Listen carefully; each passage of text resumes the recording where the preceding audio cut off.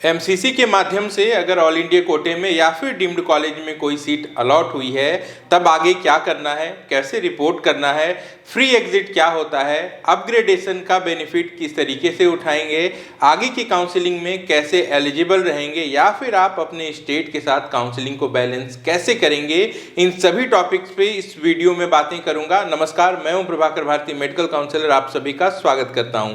सबसे पहले एमसीसी की जो अलॉटमेंट आई है, इसमें जिन भी कैंडिडेट को ऑल इंडिया कोटे में या फिर डीम्ड में अलॉटमेंट मिला है, उन सबको बहुत बहुत बधाई। आप सब मुझे कमेंट करके बताएंगे कि आपका रैंक क्या था और आपको कौन सा कॉलेज अलॉट हुआ है। ऐसे कैंडिडेट जिनको सीट अलॉट नहीं हुई है, बिल्कुल भी निराश नहीं होंगे। क्योंकि ऑल इंडिया कोटे में इस बार जो कट ऑफ है ये काफ़ी लो जाएगी। 4 राउंड की काउंसलिंग है और अच्छी बात यह है कि राउंड 1 में मेरिट हाई होती है। वजह ये होती है क्योंकि जितने कैंडिडेट्स होते हैं वो सब अपने अपने स्टेट में भी जो सीट्स है वो अलॉट करवा कर रखते हैं, लेकिन राउंड 1 के बाद काफ़ी सारी सीटें वैकेंट होकर राउंड 2 में आती हैं। कई सारे नए कॉलेजेस भी ओपन होते हैं या फिर ऐसे कॉलेजेस होते हैं जिनकी परमिशन नहीं मिली हुई होती, उन्हें भी राउंड 2 में ऐड कर लिया जाता है। उदाहरण के लिए अपने ही राज्य झारखंड की बात कर लेते हैं। 3 नए मेडिकल कॉलेज हैं 2019 के, जिन्हें परमिशन मिली थी, लेकिन इन्होंने ऑल इंडिया कोटे में पार्टिसिपेशन नहीं किया था, या यूँ कहें कि इनकी सीटें ऑल इंडिया कोटे में ऐड नहीं हुई थी। लेकिन राउंड 2 में इनकी सीटें ऐड हो जाएंगी क्योंकि स्टेट काउंसलिंग में ये तीनों ही कॉलेज ऑलरेडी अवेलेबल हैं। एमजीएम मेडिकल कॉलेज जमशेदपुर, जिसकी सीट की संख्या 50 ही दिखा रही थी, यह भी बढ़ के 100 हो चुकी है। तो ऐसे में जो बढ़ी हुई सीट है वो राउंड 2 में ऐड हो जाएगी और भी कई राज्य से कुछ सीटें राउंड 2 में ऐड होंगी। तो राउंड 2 में जो ऑल इंडिया कोटे की कट ऑफ है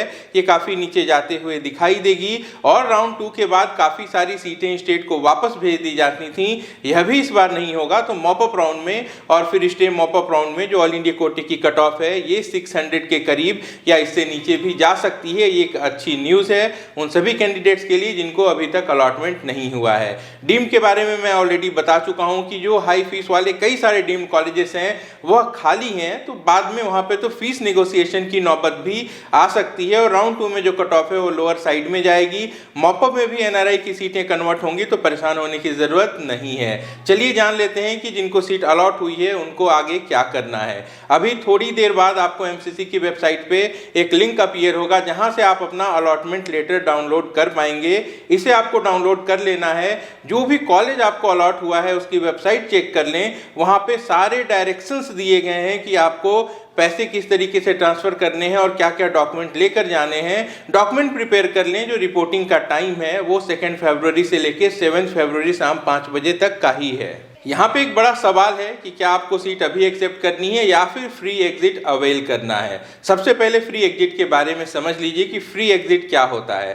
फ्री एग्जिट का मतलब यह है कि एमसीसी की काउंसलिंग में आपको राउंड 1 में कोई सीट मिलती है, आप उस पर एडमिशन नहीं लेते हैं, तो इसके लिए आपको कुछ भी नहीं करना है। इग्नोर कर दीजिए अलॉटमेंट को, ये फ्री एग्जिट ही माना जाएगा। आप राउंड 2 के लिए एलिजिबल भी होंगे और आपकी जो 2 लाख रुपए की सिक्योरिटी डिपॉजिट है वो भी सेफ होगी, या फिर ऑल इंडिया कोटे की जो 5,000 10,000 की सिक्योरिटी डिपॉजिट है वह भी सेफ होगी। इसके बाद बात होती है अपग्रेडेशन की। अपग्रेडेशन का मतलब यह है कि अभी आपको जो सीट अलॉट हुई है आप उस पर जाकर एडमिशन ले लेंगे और वहां पे आपको अपनी विलिंगनेस बतानी होती है कि आपको राउंड 2 पार्टिसिपेट करना है या फिर नहीं करना है। ऐसे में जिनको अच्छे डीम्ड कॉलेजेस अलॉट हुए हैं उनको तो मैं सलाह दूंगा कि आप सीट एक्सेप्ट करके अपग्रेडेशन में चले जाएं, और जिनको हायर फीस वाले डीम्ड कॉलेजेस मिले हैं वो चाहें तो अभी उसे छोड़ सकते हैं, बाद में उनको और बेहतर विकल्प मिलेंगे। सरकारी सीटों की जहां तक बात है, आपको आपकी स्टेट से अगर बेहतर सीटें मिल रही हैं, ऐसी संभावना है, तो जरा सा समय ले लें। 1-2 दिन में लगभग सभी राज्य की राउंड 1 की अलॉटमेंट आ जाएगी और उस अलॉटमेंट को देख के आपको अंदाजा लग जाएगा कि आपको राउंड 2 में क्या मिल सकता है। ऐसे में ऑल इंडिया कोटे की अलॉटेड सीट को आप छोड़ भी सकते हैं, क्योंकि छोड़ देने में ज्यादा आसानी है। अगर अपग्रेडेशन में जाते हैं यानी कि उस सीट पे एडमिशन ले लेते हैं, तो अपग्रेडेशन का मतलब ये होता है कि जब राउंड 2 शुरू होगा तो आपको फ्रेश चॉइस फिलिंग करनी है। पुरानी कोई भी चॉइसेस कंसीडर नहीं होती हैं। अगर फ्रेश चॉइसेस डालेंगे तो वही कंसीडर होंगी और वहां पे आप सिलेक्टिव कॉलेजेस ही डालेंगे, क्योंकि राउंड 2 में अगर अलॉटमेंट के बाद आप सीट छोड़ते हैं तो वहां पे आपको नुकसान भी होता है सिक्योरिटी डिपॉजिट का। तो अगर राउंड 1 में एडमिटेड हैं और राउंड 2 में फ्रेश चॉइस फिलिंग करते हैं तो 2 संभावनाएं होंगी, या तो सीट मिलेगी या फिर नहीं मिलेगी। अगर सीट नहीं मिलती है तो चूंकि राउंड 1 में आप एडमिशन ले चुके थे, आपकी वो पुरानी सीट रिटेन रह जाएगी और चूंकि आपका एडमिशन हो चुका था तो इसे राउंड 2 का कंफर्म एडमिशन माना जाएगा और सुप्रीम कोर्ट के नियम के मुताबिक राउंड 2 में अगर आप एडमिशन कर लेते हैं तब आप स्टेट काउंसिलिंग से बाहर हो जाते हैं। हालांकि राहत की बात यह है कि विड्रॉ करने का मौका भी एमसीसी देता है। अगर आपका कोई कॉलेज अपग्रेड नहीं हुआ है तो उस कंडीशन में आप अपनी सीट विड्रॉ भी कर सकते हैं। तो इससे रिलेटेड जो जानकारी है उम्मीद करता हूं कि एमसीसी कुछ दिनों में जारी कर देगा अपनी वेबसाइट पे। लेकिन अगर आपको कोई नया कॉलेज अलॉट हो जाता है तब क्या होगा? जो राउंड 1 का कॉलेज था वो अपने आप कैंसिल हो जाता है और किसी और को मिल जाता है और अब आपके पास नया कॉलेज होता है। ऐसे में आपको सबसे पहले पुराने कॉलेज में जाना होता है, वहां से अपनी सीट को रिजाइन करना होता है, रिलीविंग लेनी होती है और इसके बाद आप नए कॉलेज में जाके रिपोर्ट करते हैं और वहां पे अपनी एडमिशन प्रक्रिया पूरी करते हैं। राउंड 1 की सीट कैसे रिजाइन करनी है, इसको लेके कोई भी स्पष्टीकरण अब तक एमसीसी के ब्रोशर में नहीं है। आने वाले समय में इससे संबंधित सूचना आ सकती है, लेकिन अपने रैंक के हिसाब से आपको अच्छे से प्लान कर लेना है। ज़्यादातर ये देखने को मिलता है कि ऑल इंडिया कोटे की जो कट ऑफ है वो राउंड 1 के बाद राउंड 2 में और लो जाती है। ऐसे में अगर आपको बहुत अच्छा कॉलेज राउंड 1 में नहीं मिला है तो आप उस सीट को छोड़ भी सकते हैं, क्योंकि कम से कम वो कॉलेज तो आपको राउंड 2 में भी दोबारा ज़रूर मिलेगा। राउंड 2 में जिनको फ्रेश अलॉटमेंट होगी उनके पास दो ऑप्शन होंगे, या तो उस कॉलेज को वो एडमिशन ले लेंगे या फिर छोड़ देंगे। एडमिशन ले लेते हैं तो सुप्रीम कोर्ट के नियम के मुताबिक स्टेट काउंसलिंग से बाहर हो जाएंगे, लेकिन राउंड 2 में फ्रेश अलॉटमेंट हुई है और आप छोड़ देते हैं तो आपकी जो सिक्योरिटी डिपॉजिट है, चाहे 5-10 हज़ार हो या फिर डीम के लिए 2 लाख रुपए हो, वो सरकार फॉरफिट कर लेती है। लेकिन आपके पास फिर से मौका होता है कि मॉपअप राउंड में आप फिर से वो सिक्योरिटी डिपॉजिट का पेमेंट करके आगे के लिए एलिजिबल हो जाते हैं। दूसरी इंपॉर्टेंट बात यह कि राउंड 2 के बाद मॉपअप में कोई अपग्रेडेशन भी नहीं होता। तो इस तरीके से जो वर्तमान परिस्थिति है इसमें राउंड 2 जो है ये बहुत ज़्यादा इंपॉर्टेंट है और उसके नियमों को ध्यान में रखते हुए ही आप अपने आगे की काउंसलिंग को प्लान करेंगे। राउंड 2 के नियम को एक बार फिर से दोहरा देता हूं। अगर राउंड 2 में आपको फ्रेश अलॉटमेंट होती है और आप उस सीट को छोड़ देते हैं तो ऐसे में आपको सिर्फ सिक्योरिटी डिपॉजिट का नुकसान होता है।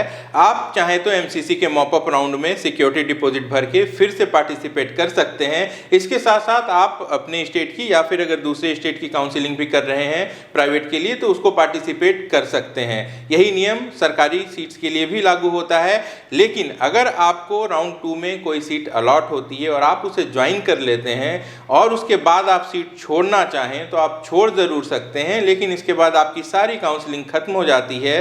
न तो आप स्टेट में काउंसलिंग कर पाएंगे, न ही एमसीसी की काउंसलिंग को आगे जारी रख पाएंगे। इसको स्टेट के साथ कंफ्यूज मत होइएगा।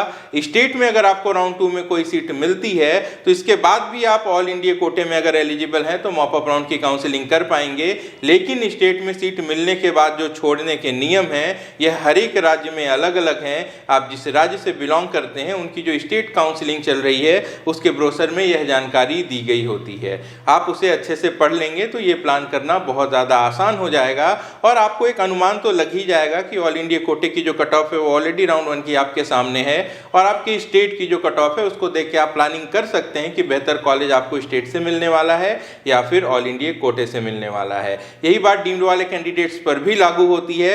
उनको जो कॉलेज मिला है उसके साथ साथ अगर उन्होंने स्टेट काउंसलिंग की है तो कई सारे स्टेट के जो रिजल्ट हैं वो धीरे धीरे आ रहे हैं। महाराष्ट्र आ चुका है, गुजरात आ चुका है, बिहार आ गया है, इसके अलावा हिमाचल प्रदेश के अलॉटमेंट भी आ गए हैं, उत्तर प्रदेश बहुत जल्द आने वाला है। तो 1 से 2 दिन में ज़्यादातर अलॉटमेंट आपके सामने होगी, उसको आप कंसीडर करते हुए आगे की प्लानिंग कर सकते हैं। इसके बाद भी कोई कंफ्यूजन हो तो वीडियो पे कमेंट करके मुझे बताएं। वीडियो को एक लाइक ज़रूर कर दें। मैं मिलता हूं नई वीडियो में नई जानकारी के साथ। तब तक आप अपना और अपनों का अच्छे से ख्याल रखिए। नमस्कार, जय हिंद।